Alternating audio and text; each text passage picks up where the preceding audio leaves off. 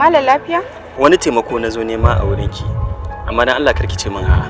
Ajiyar lambar wayanki nake so ki bani domin in dinga jin wannan kyakkyawar murya da take fitowa daga wannan tausasan labban naki.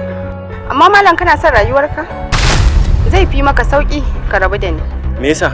Bana so ka sa rayuwarka a cikin hadari. Inna lillahi wa inna ilaihi raji'un.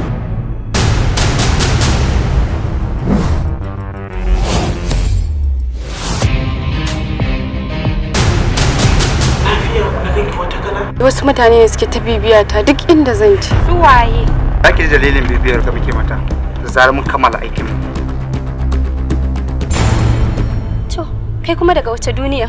Duniyar soyayya, duniyar furanni, duniyar da aka gina ta domin ke.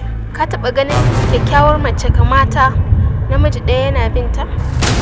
Kai shikenan kai a rayuwarka baka iya gane matan aure? To kama ne da su matan balle a gane? Su matan aure ɗabi'ar su tafiyar su kai har ta sa kayan siya bambanta da ƴan mata. Idan ka ga mata aure a ababuwan ta ma kawai idan ka kalla za ka gane cewa wannan mata aure ce ba kuma ba.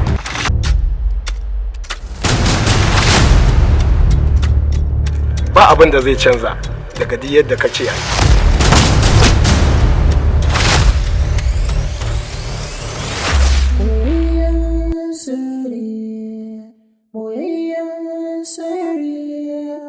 Boyayyen sirri, boyayyen sirri.